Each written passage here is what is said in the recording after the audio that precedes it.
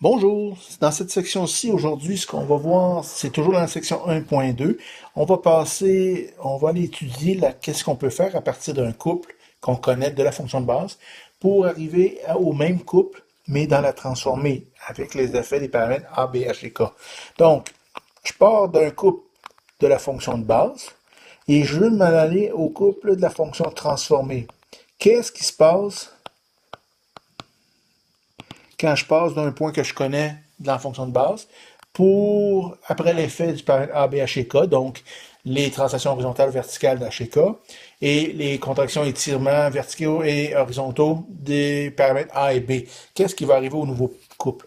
En d'autres mots, si je prends dans ma fonction de base, peu importe la fonction, qu'elle existe, qu'elle soit une fonction que vous connaissez actuellement, ou les fonctions qu'on va étudier jusqu'au secondaire 5, toute cette règle-là est toujours vraie. Donc, qu'est-ce qui arrive dans la fonction un couple de base si j'applique à ça les transformations A, B, H et K? Ben, ça va devenir un nouveau couple. Donc, c'est une nouvelle coordonnée. La parenthèse indique ici un couple. La, la, la règle ou le couple coordonné en X, ça va être X divisé par B plus mon H. Puis le couple en Y, ou le paramètre Y, pas le paramètre, excusez, mais la coordonnée en Y, AY plus K.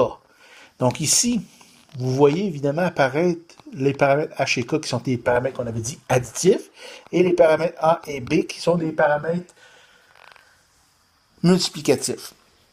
Donc allons-y avec un exemple. Supposons que je vous donne comme problème ou comme exemple ou comme problème à l'examen, voilà. Un couple dans la fonction de base, supposons le couple 15-7, je vous donne les paramètres, A est égal à 1, B est égal à 5, H à 3 et K à moins 1, et je vous demande de nous trouver le couple de la fonction transformée qui correspond au couple 15-7.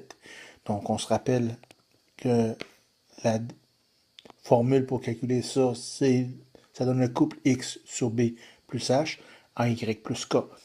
Donc, allons-y avec ça, avec cet exemple. Donc, notre couple 15-7 devient quoi? Le X, c'est 15. Le B, 5. Plus le H qui est 3. Mon A, c'est 1. Y, c'est 7.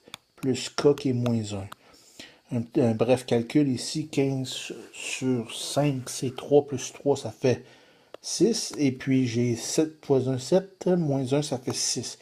Donc, le couple 15-7, affecter les paramètres 1 est égal à A, B est égal à 5, H est égal à 3 et K est égal à moins 1, devient le couple 6-6. Voilà à quoi sert cette formule-là. Elle est utile dans toutes les fonctions que vous allez voir pour secondaire 4 ainsi que secondaire 5. Essentiel à se rappeler.